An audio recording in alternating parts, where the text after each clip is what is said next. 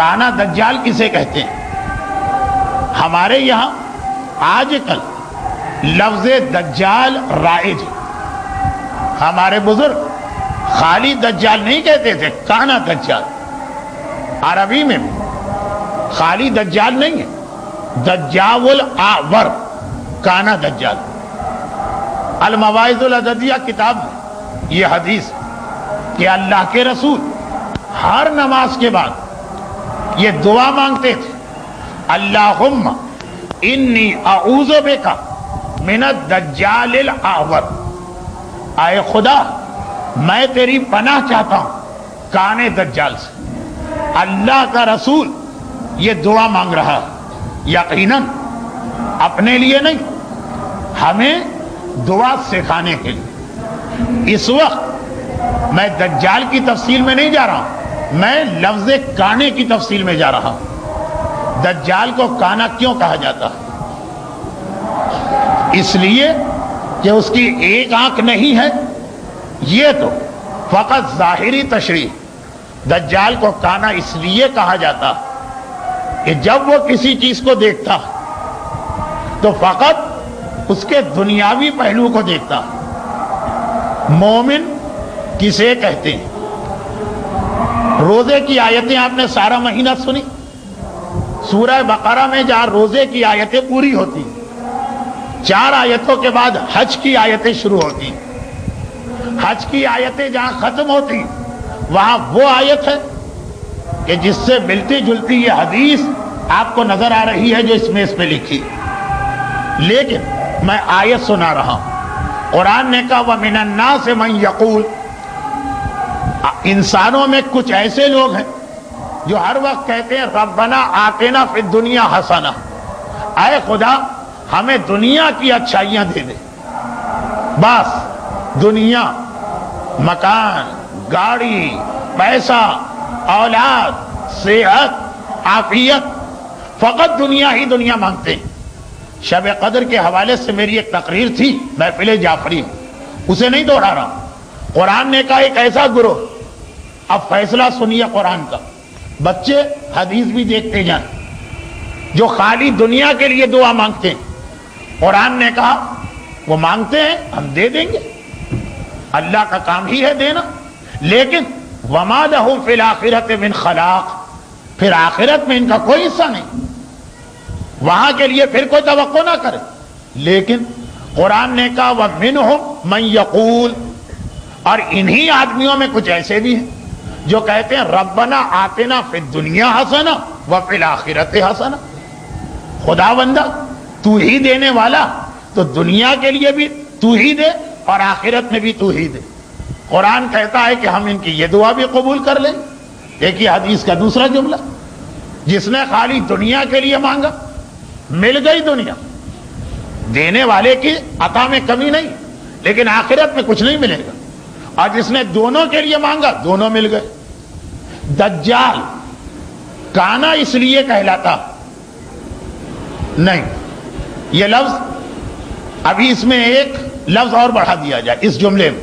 دجال کانا اس لیے بھی کہلاتا کہ وہ فقط دنیا کو دیکھتا ہے، آخرت کو نہیں. چلیں بچوں کے لیے تو یہی بات کہ دجال کی ایک آنکھ ہے ایک نہیں، لیکن بڑوں کے لیے دجال کانا اس لیے کہ وہ صرف ظاہری چیزیں دیکھتا ہے، مادی چیزیں دیکھتا ہے، دنیاوی چیزیں دیکھتا ہے. اور مومن اسے کہتے ہیں جس کے پاس 2 آنکھیں ہوتی، ایک آنکھ سے دنیا کو دیکھتا ہے، دوسری آنکھ سے آخرت کو دیکھتا ہے. عیسائی اور یہودی، ان کی بھی قرآن نے مذمت کی سورہ صف میں. سورہ صف کون سا سورہ؟ سورہ جمعہ سے ملا ہوا سورہ جمعہ. کل جمعہ، آج شب جمعہ، اس کا پڑوسی سورہ، اس کا نام ہے سورہ صف. یہودیوں کی بھی برائی کی قرآن نے اور عیسائیوں کی بھی. کیوں کی؟ وہ صرف آخرت دیکھتے ہیں. جنگل میں جا کے بیٹھ گئے، دنیا سے ناتا توڑا، وہ بھی غلط، انہیں بھی کانا کہا جا سکتا. دجال بھی غلط، اسے بھی کانا کہا جا سکتا. مومن وہ جو دونوں آنکھیں رکھتا، ایک آنکھ سے دنیا دیکھتا ہے، ایک آنکھ سے آخرت.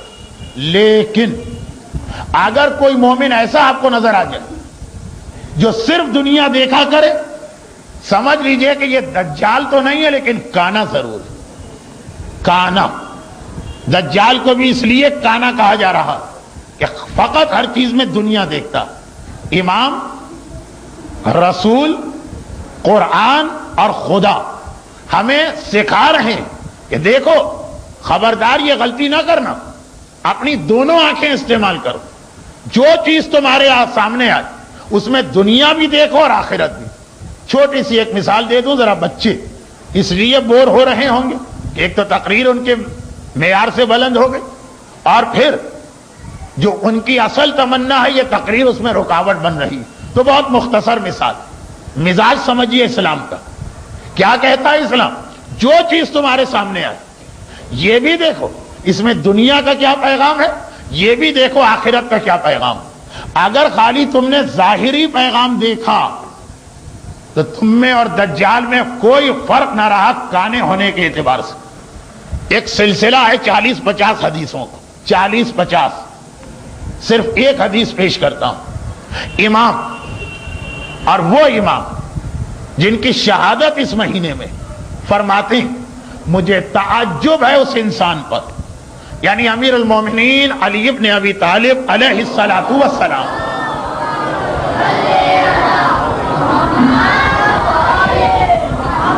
فرماتے ہیں مجھے تعجب ہے اس انسان پر جس کے سامنے غذا لائی جاتی ہے. کانا دجال کسے کہتے ہیں؟ کھانا لایا جاتا، وہ کھانے پہ نگاہ ڈالتا اور صرف یہ دیکھتا کہ اس کھانے سے اسے کیا جسمانی نقصان پہنچ رہا. ڈاکٹر صاحب میں نے آپ کی فیلڈ میں پھر دخل دیا. وہ صرف یہ دیکھتا کہ اس کھانے سے مجھے کیا نقصان پہنچ رہا. کون سا نقصان؟ جسمانی. مولا کی مشہور حدیث ہے. دیکھیے کھانا دیکھ کر کانا کیسے بنا جاتا، کھانے سے کانا. یہ بھی ڈاکٹر صاحب کی فیلڈ ہے اس لیے کہ وہ بہترین شاعر بھی ہے. میں شاعر تو چھوڑیے شعر پڑھنا بھی نہیں جانتا ہوں. قافیہ ملانا چاہ رہا ہوں کھانا اور کانا. مولا نے کہا، علی جیسے باب مدینۃ العلم نے کہا کھانا دیکھا تم کانے ہو گئے. کیوں؟ اگر تم نے صرف یہ دیکھا اس کا جسمانی یا دنیاوی نقصان کیا. آپ نے کہا بھائی فلاں چیز نہیں کھانا، اس کے اندر شکر ہے اور میں ڈائبیٹک پیشنٹ ہوں. اب 18واں جشن ہے، مجھے تو یاد نہیں وہ کون سے نمبر کا جشن تھا جب غالباً یہاں پہ آئس کریم کھلائی گئی تھی، اس لیے کہ گرمی کا موسم ہوگا. اب تو یاد نہیں رہا، حافظہ ویسے ہی بہت کمزور. منع کر دیا ہم نے، جی ہم نہیں کھائیں گے اس لیے کہ ہم کو شوگر ہے اور یہ تو شوگر ہی سے بنی. نمکین چیز آ گئی، ہم نے منع کر دیا نہیں کھائیں گے اس لیے کہ اس میں نمک ہے اور ہم بلڈ پریشر کے مریض. بہت مرغن کھانا آ گیا، ہم نے کہا بھائی ہم ہارٹ پیشنٹ ہے، کولیسٹرول لیول ہائی ہے، نہیں کھائیں گے. ٹھیک، یہ بھی دیکھنا ربنا آتنا فی الدنیا حسنہ. حرام ہے ایسی چیز کھانا جو ضرر کا سبب بنے، لیکن یہی کھانا ہمیں کانا دجال بنا رہا. کیوں؟ مولا نے کہا اس لیے کہ ہر وہ آدمی جو کھانے کو دیکھتا فقط ظاہری نقصان پہ نگاہ ڈالتا. تعجب ہے مجھے کہ آخر وہ یہ کیوں نہیں دیکھتا ہے کہ اس کھانے کا آخرت کا نقصان کیا ہے. شکر دیکھی، گھی یا چکنائی دیکھی، نمک دیکھا، یہ بھی تو دیکھ لو کہ کہیں یہ کھانا سود کے پیسے سے تو نہیں بنا، کہیں یہ کھانا رشوت کی کمائی سے تو نہیں بنا، کہیں یہ کھانا خمس، زکوٰۃ اور رد مظالم کا پیسہ ہضم کر کے تو نہیں بنا. دیکھیں 50-60 حدیثیں ہیں، میں تو بطور مثال ایک حدیث بیان کر رہا ہوں. اچھا یہ بھی واضح کر دوں کہ صرف اتنا یاد نہیں دلایا، کبھی باقاعدہ پریکٹیکل کر کے دکھایا. پریکٹیکل میرے دائیں سے لے کے بائیں تک سارے ایسے چہرے نظر آ رہے ہیں جن میں سے اکثر تو میدان عرفات میں میرے ساتھ تھے، مجھے ان کی خدمت کا موقع ملا. کئی ایسے چہرے نظر آ رہے جو دوسرے قافلوں کے ساتھ گئے. عرفات کے میدان میں ایک حدیث آپ کو سنائی جاتی ہے، کراچی میں بھی آپ سنتے ہیں، لیکن وہاں سننے کا مزہ کچھ اور ہے. وہ کیا حدیث؟ کانا دجال.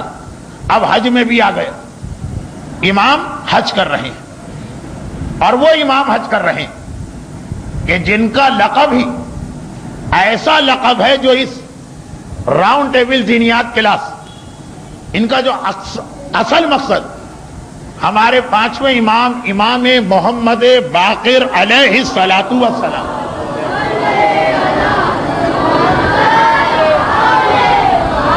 باقر کیوں کہلاتے ہیں؟ علم کو پھیلانے والے، اس لیے کہ راؤنڈ ٹیبل دینیات جو کچھ بھی ہے یہ سب خدا کی طرف سے رسول پہ آیا، رسول سے معصومین کو منتقل ہوا، لیکن سب سے بہترین زمانہ پانچویں کا تھا جہاں سے اس کو پھیلایا گیا۔ لقب باقر، وہ عرفات کے میدان میں ہیں اور ان کے ایک صحابی ابو بصیر بھی ان کے ساتھ ہیں۔ ابو بصیر نے نگاہ ڈالی، آپ لوگ برا نہ مانیے گا، کچھ کچھ مذاق بھی چلتا، اتنا ہی خوش ہو گئے ابو بصیر عرفات کو دیکھ کر جیسے میں آج یہ مجمع دیکھ کے خوش ہو گیا۔ آخری جملہ آپ سنیں گے تو پتہ چلے گا کہ یہ تو مولانا نے ہمیں کتا بنا دیا کہ لومڑی بنا دیا۔ نہیں نہیں، آپ کو کچھ نہیں بنا رہا ہوں، جن کو بنانا تھا امام بنا رہے ہیں۔ ابو بصیر نے مجمع پہ نگاہ ڈالی جو حج کرنے آیا، اوہو خوش ہو گئے ابو بصیر۔ مومن کی ایک پہچان یہ بھی بتائی گئی کہ اگر اسے کچھ ہاتھ آتا ہے تو خوش نہیں ہوتا، ہاتھ سے چلا جاتا ہے تو غمگین نہیں ہوتا۔ خدا بندہ جیسا تو نے رکھا اس پہ راضی، یا ایتھا النفس المطمئنہ ارجعی الی ربک راضیۃ مرضیہ۔ اب یہ بچوں کے لیے تو بہت مشکل جملے ہو گئے۔ ابو بصیر خوش ہو گئے، مولا اس سال کتنے لوگ حج کرنے آئے؟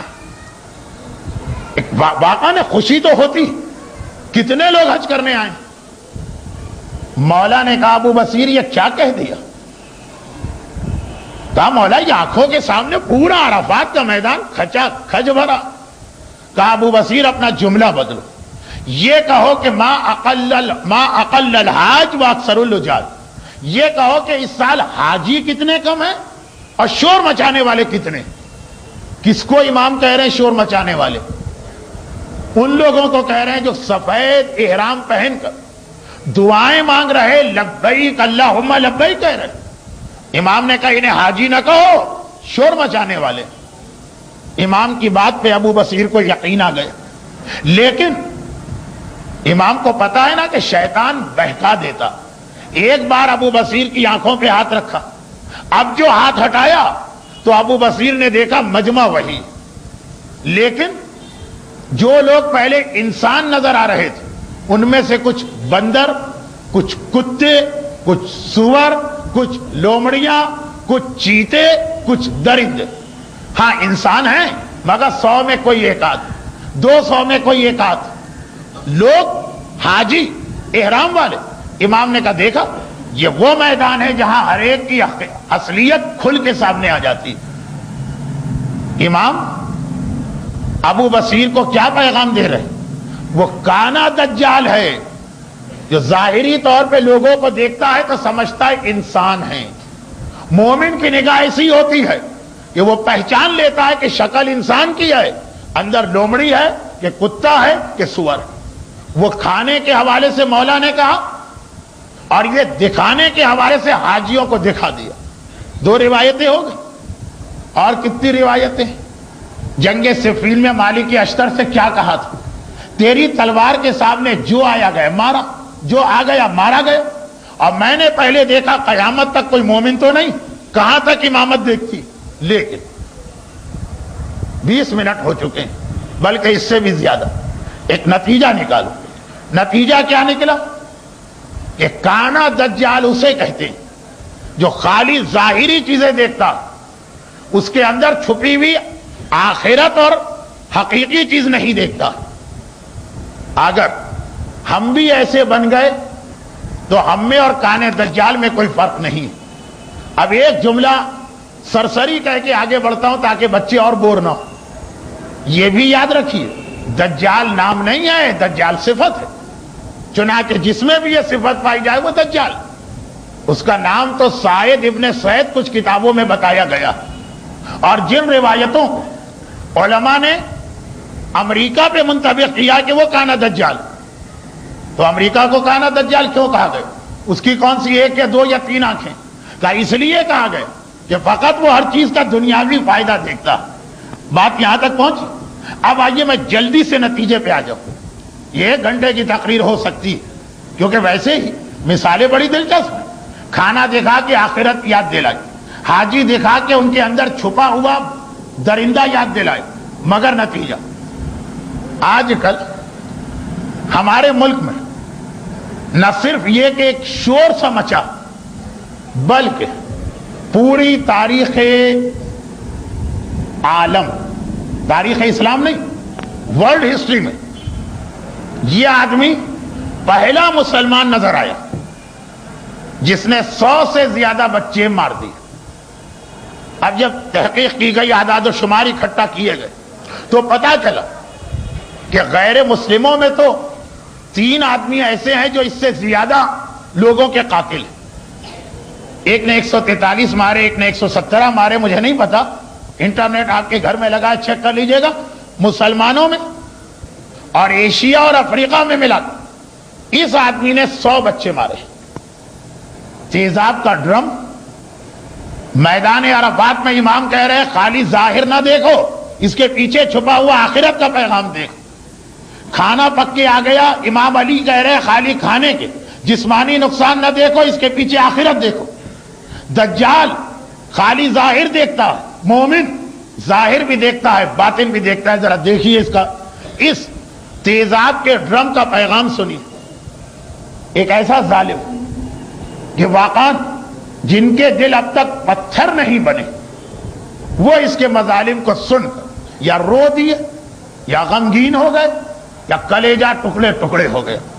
چاہے ہماری اولاد یا ہمارے بچوں میں سے کسی کا بھی اس سے تعلق نہ ہو، مگر یہ وحشت، یہ بربریت، یہ درندگی، اور پھر جو مناظر اخبارات اور ٹیلی ویژن کے ذریعے ماؤں کی فریاد، باپ آہوزاری، سارے ملک سے ان لوگوں کا دوڑ دوڑ کے جانا۔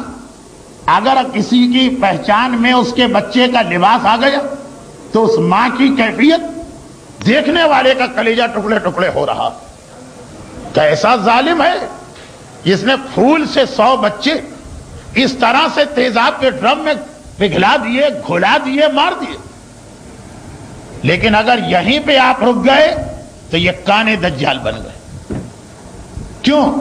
کہا اس لیے کہ وہ جتنا بھی ظالم ہے، لیکن جو تیزاب کا ڈرم اس نے رکھ کے بچے مارے، اس سے زیادہ خطرناک تیزاب کا ڈرم ہر مومن نے اپنے گھر میں رکھا۔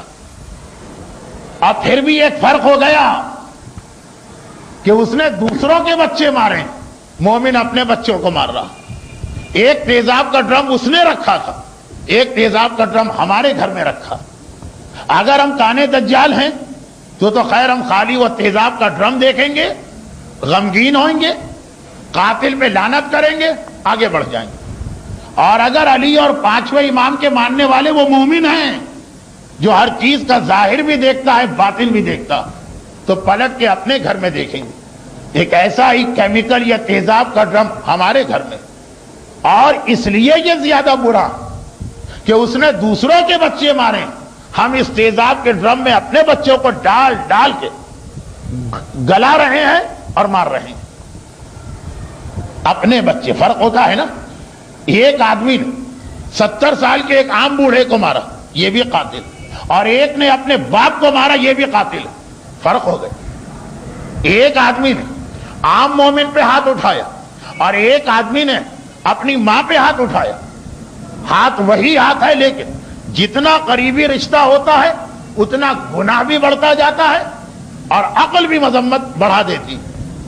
اگر لاہور کا ایک جنونی قاتل 100 بچوں کو تیزاب کے ڈرم میں پگھلا دے یا گھلا دے، گلا دے، تو ساری دنیا اس کی مذمت کرے، اور اہل بیت کا ماننے والا اپنے گھر میں اپنے بچوں کو اس سے زیادہ خطرناک تیزاب کے ڈرم میں گلا دے تو کسی کے کان پہ جوں بھی نہ رہے گی، احساس تک نہ ہو، آدمی سوچنے کو تیار نہ ہو۔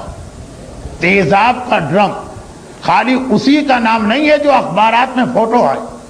ڈش اینٹینا، کیبل ٹیلی ویژن، غلط دوست، گھر کے اندر گانے بجانے کا گناہ، یہ اس سے خطرناک تیزاب کا ڈرم، اس میں خالی بچے کا گوشت اور ہڈیاں گلی.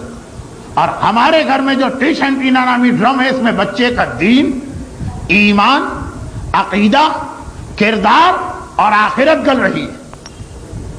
وہ بچہ جو اس میں تیزاب کے اس ڈرم میں ڈالا گیا 10 سال کا تھا، 12 سال کا تھا، نہ اس تیزاب کے ڈرم میں نہ ڈالا جاتا تو 60 سال جیتا، 70 سال. ایک تکلیف تو ہوئی لیکن نقصان ہوا، 50 سال کی زندگی اس سے چھن گئی.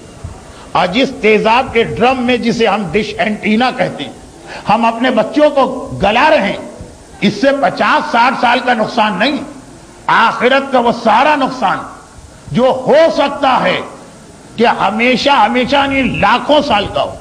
اس لیے کہ ڈش اینٹینا، گانا، اور جیسا کہ ابھی برادر محترم غلام محمد رحمانی صاحب نے فرمایا، غلط دوست یہ چیز ہے. اگلا جو مرحلہ آ رہا، ابھی تک ڈش اینٹینا کا کام ہے ہمارے بچوں کو بے دین بنانا، یعنی نمازیں چھوٹے، عبادتیں ترک ہو، بڑوں کا احترام رخصت ہو، حجاب کی اہمیت ختم ہو جائے. اگلے مرحلے میں اس کا کام ہوگا عقیدہ ختم کرے، اللہ ہی کو نہ مانے. جو انداز شروع ہو رہا ہے اب پروگرامز کا، کتنے سال کا نقصان ہم اپنے بچوں کو پہنچا رہے ہیں، 1000 نہیں، لاکھ نہیں، کروڑ نہیں. قرآن نے ایک لفظ کہہ کے مسئلہ ہی حل کر دیا، فیہا خالدون، ہمیشہ ہمیشہ. اگر ہم کانے دجال ہیں تو فقط اس تیزاب کے ڈرم کو دیکھ کر دوسرے بچوں کی موت پہ ایک سرد آہ بھر کے رہ گئے اور دوستوں میں بیٹھے تو 2 تبصرے کر دی. اگر کانے دجال، اور اگر علی کے ماننے والے وہ مومن ہیں کہ کھانا دیکھ کر کھانے کی حقیقت پہ جاتے ہیں، 5ویں امام کے ماننے والے وہ شیعہ کہ احرام پہنے ہوئے مسلمان کو دیکھ کر اس میں چھپے ہوئے کتے تک پہنچتے ہیں، تو یہ تیزاب کا ڈرم ہمیں یہ پیغام دیتا کہ اگر بچوں کی جسمانی موت اتنا بڑا ظلم ہے تو بچوں کی روحانی موت، اور بچوں کے ایمان کی موت، اور بچوں کے اخلاق کی موت، اور بچوں کے کردار کی موت، اور بچوں کے عقیدے کی موت، یہ کتنا بڑا ظلم نہ ہوگا. لیکن ایک آخری جملہ جس کی وضاحت اب نہیں کر پاؤں گا. میں نے اپنے سے پہلے والی تقریر کا بھرپور انتقام لے لیا، بہت لمبی تقریر کر لی، لیکن بیچارے یہ بچے کیوں ہم دونوں کے درمیان قلیہ بنے. مختصر ایک جملہ کہتا ہوں، کل بھی مجھے ایک جلسے سے خطاب کرنا ہے، تفصیل وہاں آئے گی. بعض اوقات، یہ آخری جملہ ہے، بعض اوقات نہیں، آخری نکتہ ہے، اس کی وضاحت میں 2-4 جملے تو آئیں گے. بعض اوقات آدمی اس طرح مجبور ہو جاتا کہ جس چیز سے وہ بچنا چاہتا پھنس جاتا ہے، بچ نہیں سکتا. مثلا دنیا کے کچھ ایسے ممالک ہیں جہاں پہ بڑی خطرناک بیماریاں، اور نیا آدمی وہاں پہ جائے تو اس کا مر جانا یا بیماری کی لپیٹ میں آنا چانسز بہت زیادہ ہوتے ہیں. اچھا، جانا بھی ضروری ہے. فرض کیجئے کہ ہمارے والدین وہاں، ہمارا بزنس وہاں، جیسے افریقہ اور ساؤتھ امریکہ، ایسا علاقہ ہے کہ جہاں ایک بخار ہوتا ہے، زرد بخار یا یلو فیور، بڑی خطرناک بیماری، موذی، مار دینے والی. جانا بھی ضروری ہے، یا والدین ہیں یا اولاد ہے یا بزنس. تو ساری دنیا میں اس کا ایک طریقہ ہے کہ اگر بالکل مجبور تو پھر جاؤ، اس سے بچاؤ کا ٹیکہ لگوا لو، اپنے آپ کو ویکسینیٹ کروا. ویکسینیشن ایک حفاظتی ٹیکہ، کہ اگر کبھی اتنے مجبور ہو جاؤ کہ اس سے بچ بھی نہیں سکتے ہو اور پتہ بھی ہے کہ نقصان پہنچے گا، تو کم از کم اتنی احتیاط کرو. یہ ہمارے ملکوں میں بھی ہوتا. کچھ بیماریاں ہیں، بچہ پیدا ہوا، ڈاکٹر نے کہا یہ 5-6 ٹیکے لگوائیے گا ورنہ اس کی آئندہ زندگی خطرہ. اب اگر ایسا ماحول ہو جائے کہ بہت مشکل ہو جائے ان چیزوں سے اپنے بچوں کو بچانا، اپنے گھر کی حد تک تو بچانا واجب، لیکن ہمارا بچہ اپنے چاچا کے گھر بھی جائے گا، ماموں کے گھر بھی جائے گا، رشتہ داروں کے ہاں بھی جائے گا، تو کم از کم اتنی احتیاط تو کر لو کہ حفاظتی ٹیکہ لگوا کے اسے اس علاقے میں بھجواؤ جہاں بیماری ہے. لیکن یلو فیور، بچوں کو پولیو کی بیماری اور اس قسم کے مرض، اس کا ٹیکہ تو پتا. ڈاکٹر کے پاس گئے، فیس دی، ٹیکہ لگوائے. یہ جو ڈش اینٹینا والا تیزاب کا ڈرم ہے جس میں بچہ گل رہا، اس کے لیے کون سا ٹیکہ؟ اس کے ٹیکے کا نام اس بینر کے سب سے نیچے لکھا ہے، راؤنڈ ٹیبل دینیات کمیٹی. کھارادر ہو، سولجر بازار ہو، سوسائٹی ہو، کراچی ہو، لاہور ہو، دبئی ہو، لندن، یہ کم از کم اتنا تو کرو کہ اپنے بچے کو دین کی مناسب تعلیم، تربیت سمیت دلوا دو. کہ اگر آپ نے کہا پورے معاشرے سے لڑنا، یہ آخری نقطہ کل پھر آئے گا کیونکہ ذرا وضاحت چاہتا، پورے معاشرے سے لڑنا کیا کرے؟ کم از کم یہ تو کرو نا کہ اپنے بچوں کو واجبات، حرام، اس کی تعلیم، عقائد، اخلاق اسلامی، آداب، جس کے اندر ایک بڑی آسانی یہ کہ کام والدین کا ہے. کبھی آپ سنتے ہیں نا فلاں آرگنائزیشن نے اعلان کیا کہ ہم بچوں کو مفت میں یہ ٹیکے لگوا رہے ہیں. کام والدین کا ہے، لیکن احسان مانیے شہر کراچی کے مختلف محلے کے نوجوانوں کا جنہوں نے والدین کا آدھا بوجھ اپنے آپ پہ لے لیا. کہا گھر کے ماحول کو آپ سنبھالیں، لیکن یہ کام جو حفاظتی ٹیکہ کہلائے گا ڈش اینٹینا کے خلاف، یہ ہم کرتے ہیں. بس اب آپ اتنا تعاون کریں کہ آپ ان بچوں کو واقعاً بھیجیں اور واپسی میں یہ دیکھیں کہ کتنی دلچسپی اور توجہ وہ لے رہے ہیں. ابھی اس سے پہلے کے جلسے میں اس میں سے کوئی بات نہیں کہی تھی. ایک بات کہی تھی جو یہاں دہرانا چاہتا تھا، اب نہیں دہرا رہا ہوں، کہ صرف ایک خلاصہ کہ ایسا نہ ہو کہ رمضان تک ہی یہ سلسلہ رہے. یہ نوجوان حوصلہ نہیں ہارتے، ان کی ہمتیں سارا سال بھی چلتی، مگر ذرا سا غور کرنا ہے والدین کو. کانا دجال بن کر اپنے بچوں کا ایمان ضائع ہوتے کیسے دیکھ رہے ہیں. خدا کرے کہ یہ جو جذبہ رمضان کا ہے یہ سارا سال رہے، ساری زندگی رہے، اور بچوں کی وجہ سے صحیح والدین اپنے آپ کو بدل لے. کیوں آخر قرآن نے ہر جگہ والدین کا ذکر اللہ کے ساتھ کیا. وَقَضَى رَبُّكَ أَلَّا تَعْبُدُوا إِلَّا إِيَّاهُ وَبِالْوَالِدَيْنِ إِحْسَانًا. تیرے رب کا یہ فیصلہ کہ ایک اس کی عبادت کرو اور ایک والدین کے ساتھ احسان کرو. 3 جگہ پہ قرآن کی آیت ایسی آئی کہ اللہ نے اپنے ساتھ والدین کا نام لیا. کیوں آخر؟ اس لیے کہ اللہ کی ایک خصوصیت ایسی جس میں والدین اللہ کے شریک ہیں، اور وہ خصوصیت کیا؟